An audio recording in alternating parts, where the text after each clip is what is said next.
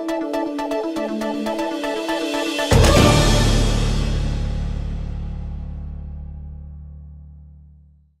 and welcome to Newsmax Health. I'm Nick Tate.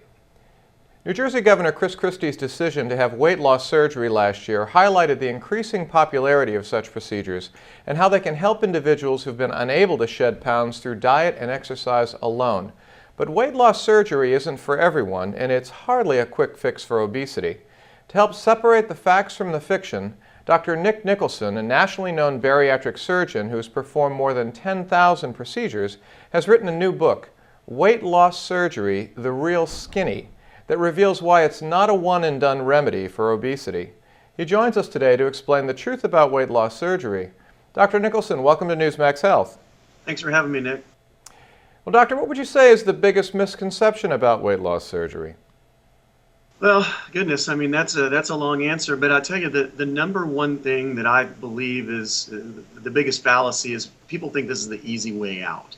They think this is kind of taking a shortcut and that it's much more similar to cosmetic surgery, say, when in reality, the surgery that we perform is probably only about 10% of the patient's success overall. Okay. Well, and as we saw from Governor Christie's decision to have gastric band surgery last February, bariatric surgery doesn't always end a person's struggle with obesity, right? I mean, patients still need to modify their diets and make other lifestyle changes to keep the weight off. Well, very true, because that's similar to thinking, well, if I just have my surgery on Tuesday, by Wednesday I'll be losing weight and I'll be on that journey, which, while it can be true, the majority of the time there's a lot of time and effort that's going to be required by this. There's a lifestyle change that people have to buy into. People need to understand how this is going to impact every aspect of their lives, not just at the dinner table. It would be nice if it were just an easy solution, right? Well, why don't diets and exercise programs always work for very obese people?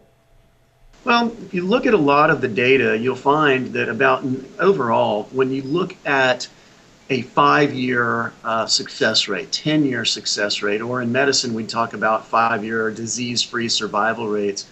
Well, diet and exercise alone in morbidly obese patients has 98% ineffective.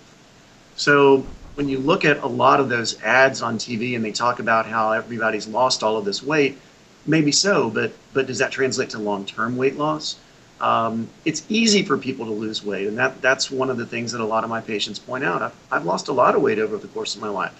It's the keeping it off, because when you look at a diet implies a finish line mentality, if you will. And when do most of us diet? We diet when, well, I've got that reunion coming up, I've got that anniversary, I've got what have you. But that implies that, boy, on December 15th, Katie bar the door, I'm back to my old wicked ways. Mm-hmm. So it really needs to involve a change in your lifestyle that's lasting and long-term. Well, who would you say are the best candidates for weight loss surgery then? Well, our average patient has contemplated weight loss surgery for about 2.5 years before they show up at my door. They've usually failed a minimum of 10 diets. They've usually done double digits worth of hours of research. And those are the people that I like to talk to. Those are people that are very well educated about the process. They usually have a very good understanding of the risks, the benefits. They've also, to your point, seen the success stories, and more importantly, they've seen the failures. The last thing you want is the person that woke up on Monday and figured that they'd go to the doctor on Tuesday and just see what they've got to offer. Interesting. Well, are there certain types of bariatric surgery that are better, that are more successful than others? I mean, do we have a way of weighting them? That's kind of the holy grail in this business, is knowing which operation would fit which individual the best. We know what the different characteristics of these operations are and who typically would be more or less successful with each one. But the reality is that I can show you people from all walks of life that have had all different types of procedures, many of them successful, some of them completely unsuccessful. What the main determinant of that is are they honest with themselves?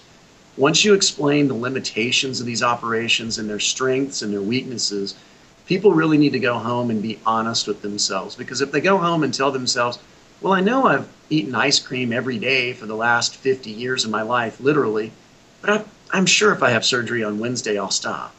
That's highly unlikely. So you really need to figure out what works best for your own lifestyle, what you're likely to do, and work with a doctor who can help you decide and steer you to the right choice. Well, I know that there's some research that suggests that bariatric surgery can actually reverse diabetes in some patients, and it's not just simply because of the weight loss alone. Have you seen this in your patients as well? Absolutely. You know, one of our operations, a gastric bypass, the national data on that shows that that has a 95% cure rate of type 2 diabetes within 12 to 18 months. You know, the numbers are astonishing across the board. And really, if we achieve nothing else besides weight loss, you know, cure of type 2 diabetes alone is amazing. And given the epidemic of diabetes in this country, it really truly would be. Well, Dr. Nicholson, thank you very much for being with us to discuss this important health topic. Well, thanks so much for having me, Nick. Enjoyed it. And thank you for joining us on Newsmax Health.